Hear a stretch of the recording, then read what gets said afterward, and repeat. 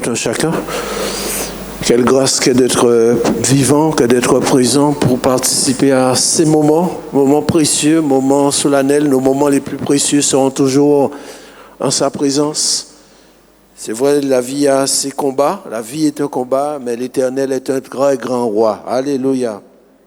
Et c'est là notre consolation, c'est pourquoi faisons bien d'être là en ce dimanche matin, de ne pas vouloir être ailleurs, mais d'être dans la présence du Seigneur, car c'est sa présence qui donne un sens à ces rassemblements. Bien sûr, nous sommes là pour contribuer à le bon déroulement des choses, mais c'est parce que le Seigneur est là. Nous ne sommes pas un club, mais nous sommes ces personnes désireuses de plaire à Dieu et de marcher d'une manière digne de lui. Amen. Je voudrais vous parler ce matin du Seigneur Jésus, Jésus le seul tout-puissant, tel pourrait être le titre de notre partage, de notre pensée. Jésus le seul tout-puissant. Il n'y en a pas d'autre. Et cela est une très grande consolation pour nos cœurs.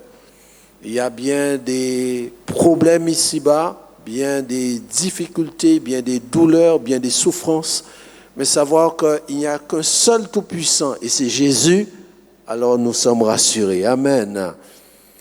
À travers quelques exemples tirés de l'Évangile, nous pouvons voir la toute-puissance du Seigneur. Dans l'Évangile de Marc, au chapitre 4, verset 35, que la parole de Dieu soit bénie dans nos cœurs encore ce matin. L'Évangile de Marc, chapitre 4, verset 35, il est dit ceci.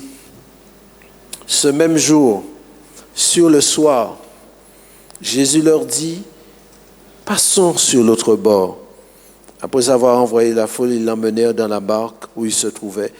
Il y avait aussi d'autres barques avec lui. Il s'éleva un grand tourbillon et les flots se jetaient dans la barque au point qu'elle se remplissait déjà. Et lui, il dormait à la poupe sur le coussin. Ils le réveillèrent et lui dirent, « Maître, ne t'inquiètes-tu pas de ce que nous périssons ?» S'étant réveillé, il menaça le vent et dit à la mer, « Silence, tais-toi !» Et le vent cessa. Et il y eut un grand calme. Puis il leur dit, « Pourquoi avez-vous si peur? Comment n'avez-vous point de foi ?» Ils furent saisis d'une grande frayeur. Ils se dirent les uns aux autres, « Quel est donc celui-ci à qui obéissent même le vent et la mer ?» Amen. Jésus, le seul tout-puissant, face aux tempêtes, face à ce qui pourrait comme ébranler les cœurs. Nous sommes à un moment de la journée sur le soir. On ne voit pas très bien. Cela est d'autant plus difficile, cette navigation. Mais voilà qu'à ce moment-là, le Seigneur étant fatigué, il dort. Il était pleinement homme et il est aussi pleinement Dieu. Il dort. Même s'il dort et on va le réveiller, mais on pourrait dire que le plus réveillé, c'est lui-même. Puisque même en ayant pris sommeil, quand il se réveille, avec l'autorité du Saint-Esprit, il peut parler au vent, il peut parler à la mer. Tandis que ceux-là qui étaient éveillés, eh bien, ils sont ébranlés, ils sont terrifiés. Donc même s'il dort, il demeure toujours cette personne dans cette relation personnelle, intime avec son Père, avec le Saint-Esprit. Le Seigneur leur avait dit, on n'avait pas lu au verset 34 de ce chapitre 4, il est dit, il ne leur parlait point sans parabole, mais en particulier, il expliquait tout à ses disciples. Et en particulier, il leur dira, allons, passons de l'autre côté. En particulier. Et c'est dire l'importance pour nous de chercher la proximité avec le Seigneur. L'important pour nous de chercher la communion avec lui, pour entendre ce qu'il a à nous dire. Il va nous dire, passons à l'autre bord. Et quand c'est le Seigneur Jésus qui parle, il est l'autorité suprême. Nous avons besoin d'apprendre à toujours mieux le connaître parce que les disciples même vont se demander, mais qui est celui-ci? Ça veut dire qu'ils avaient besoin d'apprendre à le connaître. Et nous, au fil des jours, nous avons besoin d'apprendre à connaître ce Dieu-là. Ils voyaient en lui un homme. Pour eux, c'était un grand prophète, mais pas plus. Mais il est plus qu'un grand prophète, il est le Dieu créateur, le Dieu qui soulève les flots, qui fait mugir les eaux. Il est le Tout-Puissant. Et nous avons besoin chaque jour, et c'est ce que le Seigneur dira lui-même, la vie éternelle, c'est qu'il te connaisse. La vie éternelle n'est pas suffisante pour que nous puissions connaître Dieu, parce que Dieu est plus grand que l'éternité même. L'éternité est en lui. Qui est celui-ci? Celui que nous sommes invités à adorer. Et quand nous adorons le Seigneur, c'est découvrir qu'il est, sa majesté, son autorité. Il est le Créateur, celui qui est capable de... Il a créé le vent, il a créé la mer, il a créé les cieux, et il nous a créés aussi. Et il a pris une forme humaine à cause de nous, parce que l'homme a été coupé de la relation avec Dieu, alors il s'est fait homme pour réconcilier l'homme avec son Créateur. Mais il demeure de toute éternité le Dieu suprême. Alléluia. Et il était au milieu d'eux. Ils avaient ce privilège d'avoir une présence si infinie, si puissante, et ils se sont laissés aller à la peur. Lorsque le Seigneur est là, nous avons à bannir l'inquiétude. Nous avons à nous laisser affermir. Le Seigneur avait dit, passons à l'autre bord. Il n'a pas dit, allons couler dans la mer. Passons à l'autre bord. C'est dire que quand le Seigneur nous parle, nous sommes invités à graver sa parole. Pas seulement sur une feuille, mais surtout dans notre cœur.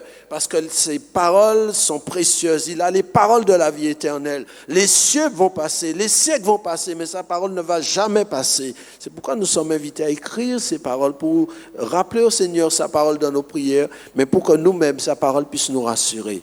Passons à l'autre bord, avait-il dit. Depuis quand le Seigneur peut mentir? Il n'est pas menteur, il n'est pas une source trompeuse, il est la vérité. Et il mérite d'être cru quand il dit quelque chose. Passons à l'autre bord. C'est comme si nous sommes ici et nous dit, allons à Marie-Galante. Mais dans le canal, voilà que la tempête se déchaîne. Alors, on périt. Mais il n'avait pas dit, allons périr, allons couler. Il avait dit, allons à Marie-Galante. Et au chapitre 5, verset 1, il est dit, ils arrivèrent sur l'autre bord. Mais voyez-vous, la tempête est venue après la parole. Après la parole. Et nous devons nous attendre aussi à cela. Le Seigneur, il est Dieu, il est vivant, il est réel. Dieu existe. Il parle. Mais il y en a un autre aussi qui existe. Et quand Dieu a parlé, il veut contredire Dieu. Il veut faire échouer les projets de Dieu. C'est l'autre. Le Seigneur a parlé et après la parole, il y a une tempête qui voudrait comme faire mentir ce que Jésus a dit. Mais Jésus ne ment pas. Il s'est réveillé, il a imposé silence à la mer, imposé silence au vent, le calme est revenu et on a regagné le port. Ton amour me ramène au port. Et on imagine ces disciples qui disent, waouh, vous avez vu ça? Nous avons essuyé une tempête et nous voilà debout. Mais parce qu'il y avait quelqu'un au milieu de nous, il est celui qui veut nous affranchir de toute peur. Je ne suis plus esclave de la peur parce que Jésus est en moi. Alléluia. La peur, Dieu ne l'a pas voulu pour les hommes. L'homme est devenu un être peureux parce qu'il a péché. Et c'est pourquoi nous sommes bénis par la présence de Christ sur cette terre. Seigneur, merci de ce que tu es venu parce que tu es venu pour briser la puissance du péché, pour ôter sa présence, pour briser sa puissance. Et parce que tu es venu, maintenant les hommes peuvent trouver solution à leurs maux, et en particulier à leurs peurs. Bien des choses nous ébranlent, bien des tempêtes nous secouent. Et le monde entier est secoué. Mais qui peut nous donner la paix? Le Seigneur de la paix, Jésus lui-même. Il est le seul tout-puissant. Jamais homme ne peut parler au vent, jamais homme ne peut imposer silence à la mer. Mais le Seigneur, oui, il le peut, parce qu'il est le Créateur. Quelle que soit la tempête que le monde connaît, un seul peut nous donner la paix, c'est le Seigneur. Un seul, il est le seul tout-puissant. Les hommes vont proposer des remèdes, des solutions, des wistines comme on peut dire. Vous voyez, quand vous aviez une roue avant, pour coller une fuite, on mettait des wistines. Mais cela ne tient pas, parce que l'homme ne sait pas de quoi sera fait demain. On peut nous dire une chose aujourd'hui et demain être surpris de la variation des choses. Mais lui, il est au-dessus des temps et des circonstances. C'est pourquoi nous avons besoin de nous confier dans celui qui peut menacer la mer, qui peut dessécher la mer par sa parole puissante. Amen. Ils arrivèrent. Je poursuis cette même lecture dans l'évangile de Luc au chapitre 8. Luc chapitre 8, verset 26. Le même récit. Ils abordèrent dans le pays des Géraséniens, qui est vis-à-vis de la Galilée. Lorsqu'il fut descendu à terre, il vit devant de lui un homme de la ville qui était possédé de plusieurs démons. Depuis longtemps, il ne portait point de vêtements et avait sa demeure non dans une maison, mais dans les sépulcres. Ayant vu Jésus, il poussa un cri, se jeta à ses pieds. Le Seigneur, il est le Tout-Puissant face à toute tempête qui pourrait vouloir comme nous secouer, comme nous ébranler. Il est le Tout-Puissant aussi face à toute oppression ténébreuse, oppression satanique. Car je le dis, Dieu existe, mais les ténèbres aussi sont réelles et nous ne devons pas l'ignorer. Ils abordèrent dans le pays où il y a un homme qui est sous l'oppression du diable, que Satan tient lié depuis des années, qui avilit cet homme au point de faire de lui une honte pour sa famille. Il est réel et il est dans ce monde. Il est agissant pour le malheur des hommes. Il a été envoyé sur cette terre. Et si Jésus n'est pas en nous, nous n'avons aucune puissance, aucune force face aux ténèbres. Et on comprend pourquoi il y a eu ces ténèbres, cette tempête sur le lac. Parce qu'il y avait un homme à délivrer. Et toute vie a son importance. Il y avait un homme qui était malmené par le diable. Alors tout était fait comme pour bloquer ce projet de délivrance. Jésus a fait cette traversée pour cet homme seulement. Mais quand le Seigneur a un projet, aucun ennemi ne peut anéantir son projet. Un homme de la ville, un homme qui était bien un jour, à qui tout semblait réussir, et puis voilà, un jour la vie a basculé. Vous savez, quand on n'a pas Jésus dans sa vie, on est comme une maison ouverte. Vous ouvrez votre maison, vous couchez, n'importe qui, n'importe quoi peut entrer. Les ravets peuvent entrer, les chiens peuvent entrer dedans. Quand Jésus n'est pas dans notre vie, nous sommes aux Antilles, tout peut arriver. On est bien, on a une situation, et puis demain, on voit qu'on a perdu son travail. On est malade, on ne sait pas quoi. Les médecins ne savent pas. Les pratiques occultes sont réelles. La sorcellerie est une réalité. On ne sait pas qu'est-ce qui a amené cet homme dans la déchéance. Il était peut-être bien, les amis, et puis bon, on se laisse aller. On ne prend pas garde, et puis voilà, ça bascule. Les pieds glissent. Et puis il se retrouve à aimer les cimetières maintenant. Il ne supporte plus de vêtements. Réalisons aussi que tous les gens qui ne supportent pas de vêtements ne sont pas toujours possédés. Mais on comprend que dans ce monde, il y a un prince qui mène les gens à aimer l'indécence, à croire que plus on est dévêtu, plus on est sexy. Mais c'est une illusion, une influence de la part des ténèbres. Cet homme, il faisait honte à voir avec sa tenue. Et surtout ce meurtrissait, il criait, il était sans cesse dans les sépulcres. Il n'avait pas de repos. Le diable ne connaît pas le repos, il ne peut pas donner le repos. Et ce monde non plus ne peut pas donner le repos. Jésus seul peut donner le repos. Jésus, par sa parole, encore une fois, va parler aux démons. Les démons vont supplier Jésus et les démons vont partir dans les cochons. Mais les cochons qui sont déjà assis, cochons qui sont sales, n'ont pas jugé bon de garder en eux la présence des démons. Ils ont préféré mourir. Donc si un cochon n'aime pas les démons, cela veut dire vraiment que les démons sont impurs. Et cet homme va se retrouver, dit la parole, verset 35, ils trouvèrent cet homme, l'homme de qui étaient sortis les démons, assis à ses pieds, vêtu et dans son bon sens.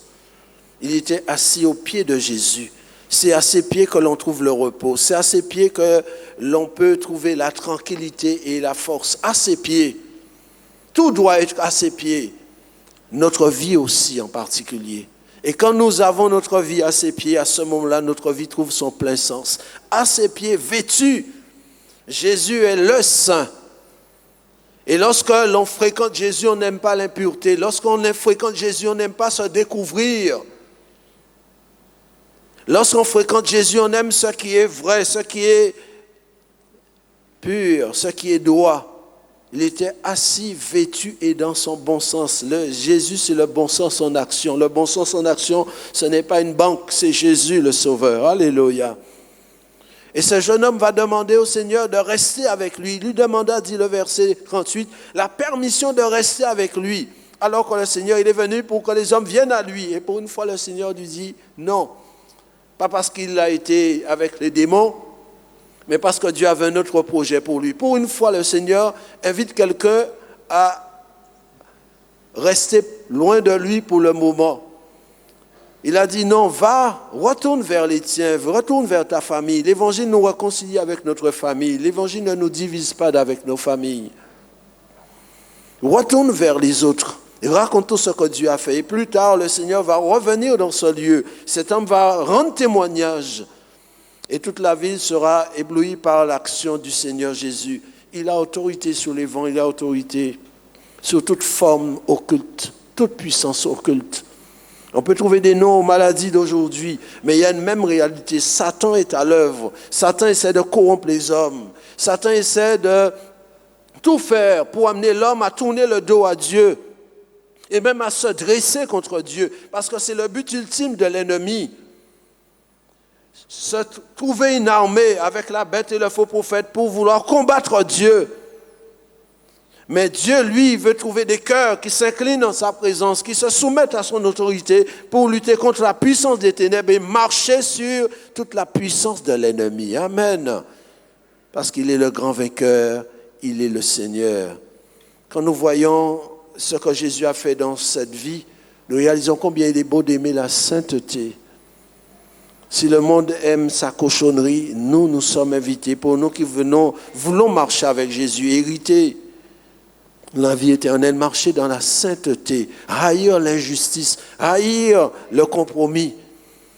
Parce que le Seigneur Jésus, il a été blessé pour nos péchés, brisé pour nos iniquités. Et il a payé le prix de notre délivrance. Cet homme était heureux. Mais Jésus montrait par là, voilà ce qu'il était venu faire pour tous les hommes. Payer le prix pour qu'ils soient délivrés et qu'ils ne soient plus esclaves de la puissance des ténèbres. Car non seulement le Seigneur, il a payé, mais la Bible dit dans Colossiens chapitre 2, verset 14, ces paroles. Colossiens chapitre 2, verset 14, il a effacé l'acte dont les ordonnances nous condamnaient et qui subsistaient contre nous. Satan n'a aucune preuve désormais pour nous accuser. Il a éliminé le clouant à la croix et il a dépouillé les dominations et les autorités. Il les a livrés publiquement en spectacle en triomphant d'elles par la croix. Cet homme, on avait voulu le lier avec des fers, avec des chaînes. Il brisait ces choses. Mais il y a une chose qu'il ne brisait jamais, les liens du diable. Le diable tenait toujours. Il brisait les fers des hommes, mais il ne pouvait pas briser les liens du diable. Ce n'est que lorsque Jésus est venu que ces liens, les liens que Satan avait mis sur lui, ont été brisés. Et quand nous venons à Jésus, il nous donne cette délivrance, mais en même temps, il nous donne autorité sur toute la puissance des ténèbres. Il les a dépouillés et désormais, nous pouvons avec Jésus marcher. Lorsque nous sommes à ses pieds, lorsque nous restons aux pieds de Jésus, nous pouvons marcher à ce moment-là sur toute la puissance des ténèbres. Amen. Je reviens à l'évangile de Luc, chapitre 8, verset 43.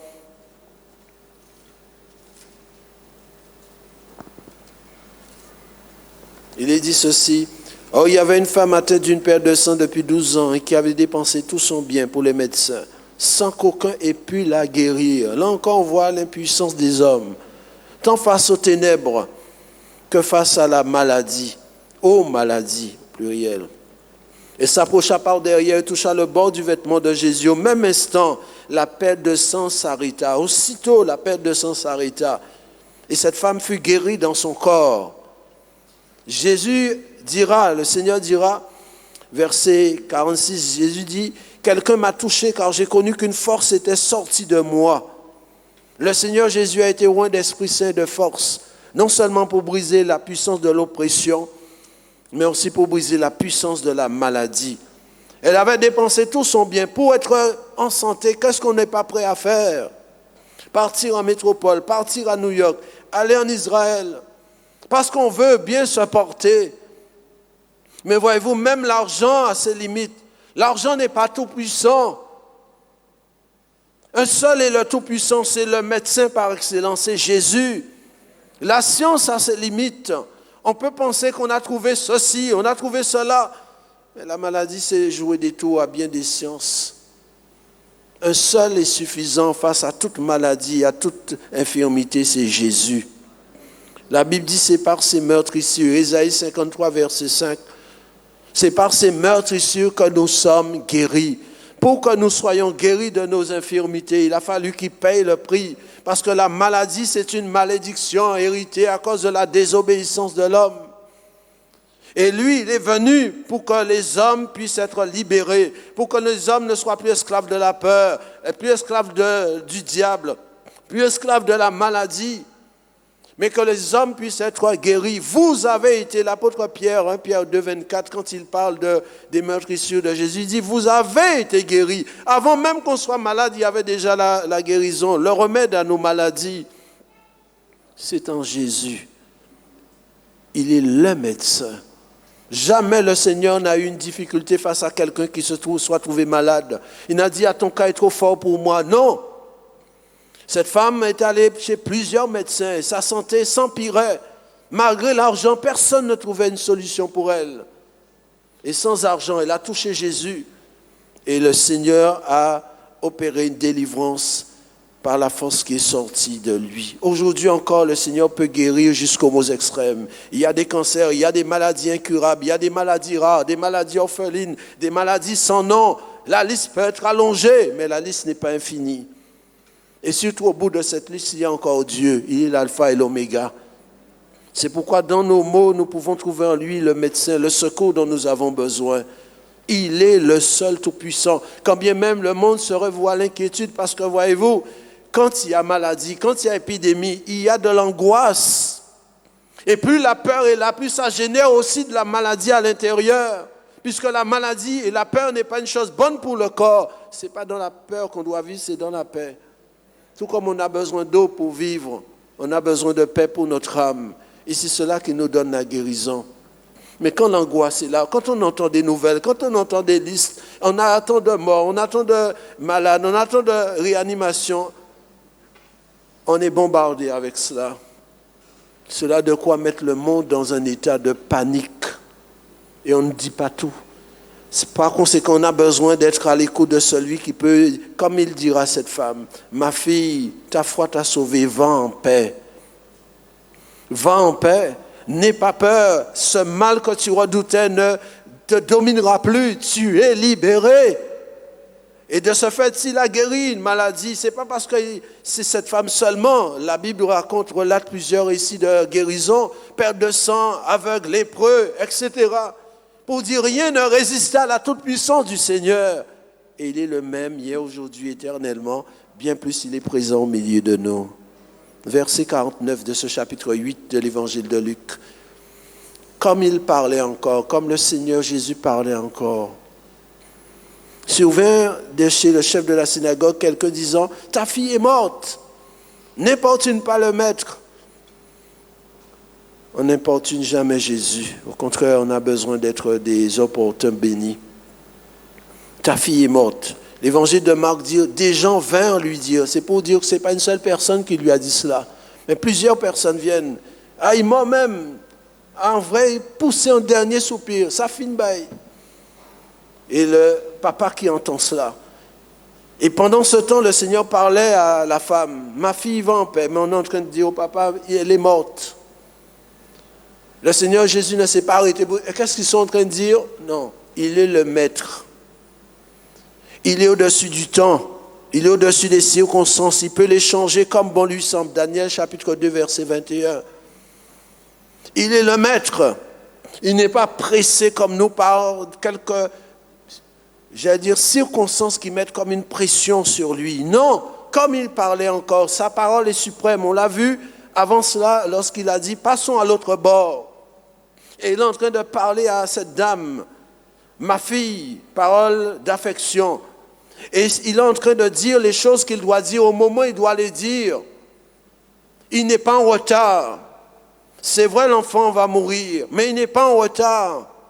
Ce qu'il devait dire, il va le dire parce qu'il parle avec autorité et il parle selon l'esprit.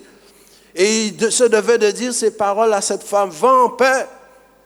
Et cette femme qui s'en ira parce qu'il m'a dit, va en paix, je n'ai plus rien à craindre.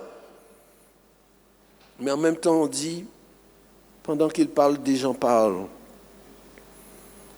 L'évangile de Marc qui relate le même récit dira, mais Jésus. On peut dire tout ce qu'on veut avant, multiplier les choses. Après, cette expression arrive, mais Dieu, mais Jésus, qui vient renverser toutes choses. Mais Jésus, sans tenir compte de ces choses. Jésus a entendu comme les autres, mais il a une attitude différente. Mais Jésus, sans tenir compte, nous sommes invités à apprendre à fermer nos oreilles au bruit des paroles de ce monde, de cette vie. Ne pas accepter de vouloir tout entendre parce que tout n'est pas bon à entendre. Mais Jésus sans tenir compte de ses paroles. Et nous sommes invités à ouvrir nos cœurs aux paroles de Jésus. Il a les paroles de la vie éternelle. Il a les paroles de vérité. Il a les paroles d'autorité. Et c'est pourquoi je ne peux pas manquer de vouloir prendre le temps, non seulement de lire sa parole, mais de m'asseoir à ses pieds, de dire, Seigneur, parle, ton serviteur écoute, de me réveiller le matin pour dire, Seigneur, j'ai envie d'être avec toi. J'ai envie de réveiller l'aurore parce que ta présence vaut pour moi mieux que toute autre chose. Ne pas me laisser prendre par les activités de ce monde, savoir s'arrêter. Il y a dans la Bible cet homme qui s'appelait Daniel, chapitre 6 de son livre, verset 10. On a voté un décret contre lui. Et la Bible dit, Daniel, après avoir entendu parler de ce décret, eh bien, comme à son habitude, il se lève le matin, le midi, le soir, comme tout juif le faisait. Eh bien, il prie et il loue Dieu. C'est-à-dire, il commence à prier, intercéder, supplier Dieu, et il ne termine pas sa prière en queue de poisson, il termine la prière en adoration, comme il le faisait auparavant. Ce ne sont pas les choses qui l'ont obligé à fléchir les genoux. Ce ne sont pas les circonstances qui doivent nous faire plier les genoux, mais c'est l'autorité du Seigneur qui doit nous faire fléchir les genoux. Parce que Dieu est toujours Dieu, il est sur son trône. Même s'il y a des tyrans, même s'il y a des hommes qui dominent, même s'il y a des hommes qui font des lois, au-dessus des hommes, il y a Dieu. Au-dessus des cieux, il y a Dieu. Et il n'a pas remis son autorité à qui que ce soit. Eh bien, Daniel priait. On l'a trouvé comme ça, mais il continue à prier. Nous sommes invités à être réguliers, à être constants dans notre relation avec Dieu, de manière à ce que les choses ne nous ébranlent pas. Comme il parlait encore, on imagine le papa qui est allé chercher le Seigneur en train de le suivre. Et puis en chemin, il y a cette femme qui a touché le Seigneur parle avec elle. Entre-temps, on lui dit, ta fille est morte. On imagine comment ses bras sont. Lui qui avait pensé qu'on serait venu à temps, avant qu'elle soit à l'article de la mort.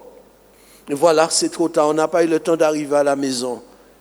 Mais c'est oublier qui il est, le Tout-Puissant, capable d'agir en n'importe quel moment, dans n'importe quelle circonstance. Si Dieu a pu faire vivre un homme comme Jonas dans le ventre d'un poisson, à des milliers de kilomètres sous terre, dans la nuit, sans oxygène, sans eau, il n'est pas mort, il n'y a rien que Dieu ne puisse pas faire.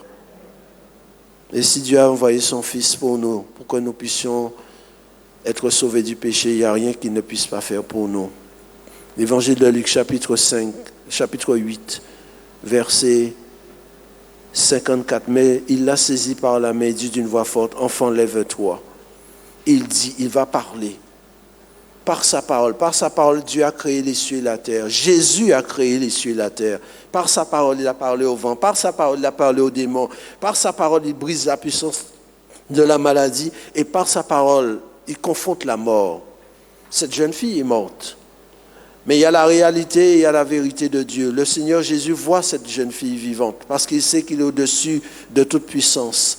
Jeune fille, enfant, lève-toi. L'évangile de Marc dit, jeune fille, je te le dis.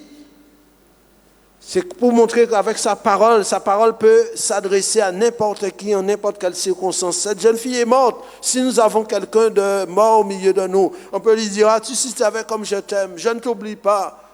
Mais la personne est morte, elle n'entend rien. Mais quand c'est lui qui parle, alors les morts entendent sa voix. Je te le dis. Et cette jeune fille va revenir à la vie.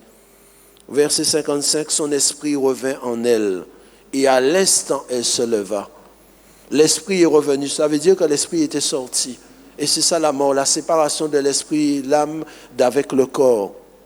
La mort, moment terrible. Nous n'avons pas été créés pour cela. Et c'est pourquoi nous avons besoin d'être prêts quand ce moment arrive. Parce que quand l'esprit quitte le corps, personne ne peut la ramener ou le ramener. Personne, à part l'autorité suprême, celui qui a créé l'esprit, l'âme et le corps, le Seigneur Tout-Puissant. C'est lui qui peut ramener. C'est pourquoi la Bible nous invite, pendant que nous sommes vivants, à nous réconcilier avec Dieu, à mettre notre âme en lieu sûr, dans un refuge, à confier notre âme au puissant Sauveur, pour que lorsque le moment viendra, parce que nous ne sommes pas éternels sur terre, un jour ou l'autre, il faudra déménager. Mais quand ce moment arrive, parce que le meilleur n'est pas sur terre, le meilleur est avec Jésus. Et ça aussi, il nous est bon de nous le dire à nous-mêmes. Eh bien, quand ce moment arrivera, et vivement qu'il arrive, parce qu'on n'a pas envie, avec ce qu'on entend sur cette terre, tant de douleurs, tant de maladies, on a envie d'être avec celui qui est infiniment délicieux. Et auprès de lui, il n'y a pas de nuit, il n'y a pas de maladie, il n'y a pas de pandémie, il n'y a pas de prison, il n'y a pas de cimetière, il n'y a pas, etc., etc. Eh bien, quand ce moment arrivera, il est important d'être prêt. Il est important pour que ce jour-là, nous puissions être en sa présence. On imagine le témoignage de cette adolescente. On va lui dire, qu'est-ce qui s'est passé? Qu'est-ce que tu as vu? Eh bien, j'étais là et puis j'ai senti que mon corps s'en allait. Tout doucement, je voyais que je quittais mon corps. Et après, eh bien, quand nous nous confions en Dieu, il nous confie le reste. Ce qui est sûr, quand nos yeux se ferment, le ciel n'est pas trop loin. Dans le corps, on voit le ciel très loin, mais quand les yeux se ferment, on se rend compte des réalités spirituelles tout de suite. Et c'est pourquoi on a besoin, avant de partir, de s'assurer qu'on est du bon côté. Parce que les réalités spirituelles demeurent. Tout de suite, on en est conscient. De même qu'on est conscient lorsqu'on va au ciel, de même aussi on est conscient lorsqu'on descend. C'est pourquoi l'évangile est annoncé. Voyez-vous, cette jeune fille était plongée dans la mort. Jésus lui parle, et son esprit revint. Dans l'évangile de Jean, chapitre 5, verset 25, il est dit ceci. Jean 5, 25. En vérité, je vous le dis, l'heure vient, et elle est déjà venue, pour montrer que c'est une chose certaine qui va arriver certainement, où les morts entendront la voix du Fils de Dieu, et ceux qui l'auront entendu vivront. Au verset 28, ne vous étonnez pas de cela, car l'heure vient où tous ceux qui sont dans les sépulcres entendront sa voix et en sortiront. Ceux qui ont fait le bien ressusciteront pour la vie, mais ceux qui ont fait le mal ressusciteront pour le jugement. Cette expérience avec cette jeune fille, c'est une certitude qu'il y aura une résurrection. La preuve, le Seigneur l'a ressuscité. C'est vrai que cette jeune fille est morte encore, puisque nous sommes en 2021, elle n'est pas plus vivante. Mais là, il est passé par la résurrection. C'est une certitude qu'il y aura une résurrection. Et le Seigneur l'a dit, l'heure vient. Elle est déjà venue. Voyez-vous la vérité de Dieu. Il voit déjà les choses bien avant. Elle est déjà venue. Cela se fera. Tous les morts, même si on s'est fait incinérer, on viendra. Même si on a été caché par quelqu'un, le corps a été caché, on viendra.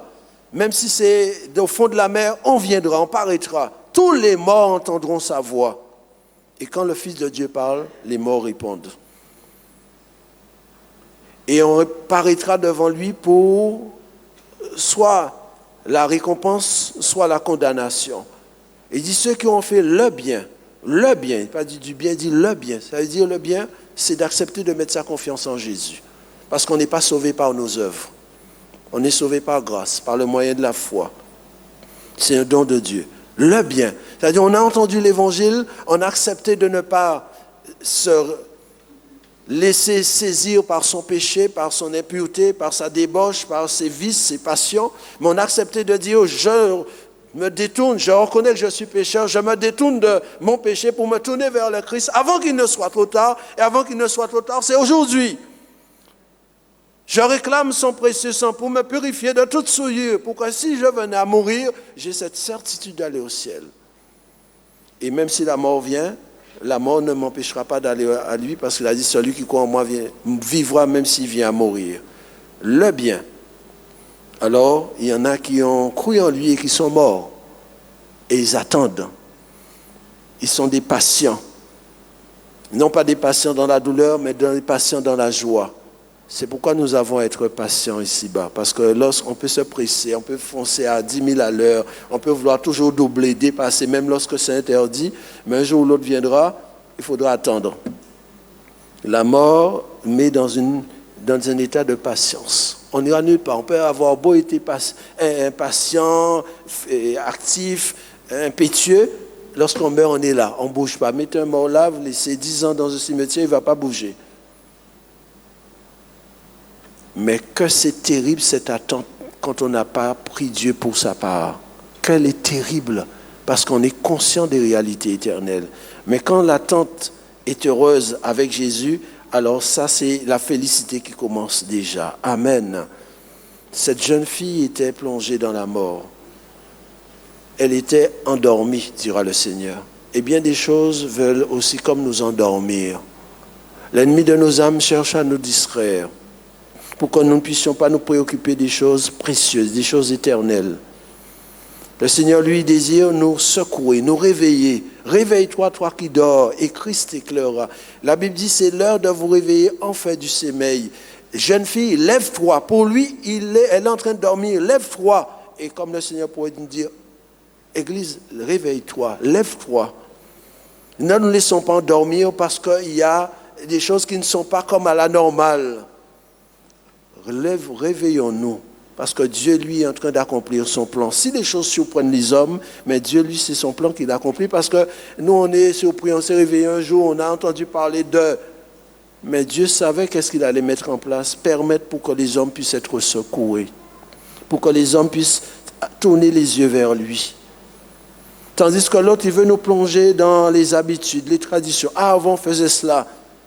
Même dans la mort, il dit, réveille-toi, comprends le temps dans lequel nous sommes. C'est un temps où Dieu a commencé et va poursuivre sa manière de faire pour que les hommes puissent comprendre qu'ils sont limités, que l'homme n'a pas tout dans sa main, que l'homme peut être ébranlé. Même si on veut faire croire qu'on a tout est sous contrôle, c'est pas vrai. Les choses échappent aux hommes. Il n'y a que Dieu seul qui domine toutes choses. Il y aura des pestes, il y aura des famines. Ce n'est que le commencement des douleurs. Alors à nous de le comprendre pour dire, je veux me réveiller pour m'attacher à Dieu. Je veux me réveiller pour que plus jamais le monde et ses attraits ne me séduisent pas, ne me plongent pas dans la mort. Car voyez-vous, la plupart, cet exemple avec cette jeune fille est un exemple de résurrection. Et la Bible, avec le Seigneur Jésus, on a 3 exemples de résurrection. Et dans la Bible entière, il y a d'autres exemples de résurrection. Mais le plus souvent, les personnes qui ont été ressuscitées par Dieu, c'était des jeunes vies, des jeunes enfants, des jeunes filles, des jeunes hommes. Pour montrer la toute-puissance du Seigneur, les 3 résurrections décrites par les évangiles, c'est cette jeune fille qui est chez ses parents. Il y a un jeune homme, il est entre ses parents et le cimetière. Et un autre jeune homme, là, il n'est plus chez lui, ni entre la maison de ses parents et le cimetière, mais là, il est dans le cimetière, il est dans la tombe. Pour montrer à tout moment, il demeure le Tout-Puissant. Et il est capable de manifester sa puissance même sur la mort. Alléluia. Le dernier ennemi qui sera renversé. C'est dire qu'il mérite notre crainte. Lui seul est tout-puissant. S'il est aussi tout-puissant, il mérite qu'on le craigne, qu'on le respecte, qu'on choisisse sa sainteté. Parce qu'il n'est pas un Dieu qui joue. Il est un Dieu qui demandera compte aux hommes par rapport à leur vie sans lui. Alors que lui, il a pensé à nous et il a pris tout sur lui. Il a pris nos péchés pour que par sa sainteté, nous puissions être justifiés aux yeux de Dieu et trouver grâce et être réconciliés. C'est pourquoi aujourd'hui, c'est le plus beau jour de notre vie. Pas parce que c'est ce qui est écrit sur le calendrier, mais parce que Dieu nous a fait la faveur d'être encore debout. Et nous pouvons encore prendre position pour lui dire, Seigneur, tu mérites tout de moi. Mon être entier, ce que j'ai de plus cher, parce que nous valons plus que tout ce que l'univers peut posséder. Même si on n'a pas toute la richesse d'un tel, mais nous-mêmes, même si on est SDF, on vaut plus que tout l'univers. Parce que nous avons en nous quelque chose qui n'a pas de valeur que le monde peut estimer, notre âme. La seule chose qui a pu racheter l'âme, c'est le sang précieux de Jésus. Ni l'or, ni l'argent. C'est pourquoi nous sommes invités à ne pas courir après ces choses, à pouvoir vouloir nous attacher, parce que la Bible dit, la richesse se fait des ailes. Mais une chose, un trésor que Dieu veut nous donner, c'est sa personne bénie. Et dire, si tu as le Christ, tu as la vie. Si tu as le Christ, tu as le ciel. Si tu as le Christ, tu as l'espérance. Si tu as le Christ, quand bien même la terre serait bouleversée, mais la terre, même si elle tourne pas rond, mais elle est dans la main du Seigneur. Et qu'il saura faire concourir toutes choses au bien de celui qui l'aime. C'est pourquoi cela vaut vraiment la peine de l'aimer, parce qu'il n'y a pas de tout-puissant comme lui. Seigneur, tu es mon tout-puissant. Je reconnais que tu peux tout et que rien ne s'oppose à tes pensées. Qui a dit une parole comme ça? Un homme qui était passé par le creux de la vague. Et il pouvait après dire, Ta connaissance m'a enrichi et désormais, on imagine sa consécration après. Je ne veux plus être pareil. Je vais prendre l'évangile au sérieux. Je ne vais pas me laisser emporter par mes humeurs, me laisser aller. Je veux ça aujourd'hui. Je suis à la carte. Je viendrai à la réunion aujourd'hui. Ah, je ne suis pas en forme pour lire la Bible. Ah, je ne me sens pas prêt. Non, Dieu est vrai. Et nous n'avons qu'une vie, qu'un instant de vie qui peut nous être ôté à n'importe quel moment. Et puisque nous sommes vivants aujourd'hui, alors nous voulons vivre à 100%. Et s'il y avait plus que 100%, alors à fond même pour lui, pour que sa vie en nous puisse refléter sa gloire ici-bas et que nous soyons lumière et sel au milieu d'un monde qui est sans saveur. Un monde enténébré, avec des mesures prises contre Dieu, croyant que l'homme, il est Dieu lui-même, il veut faire comme si Dieu n'existait pas. Mais le Seigneur, un jour, manifestera qu'il n'a jamais été d'accord avec ce que les hommes font et il le fera entendre avec force. Mais pourvu que ce jour-là, nous ne soyons pas en face de lui, mais que nous soyons à côté de lui et même derrière lui. Que son Seigneur soit béni. Amen.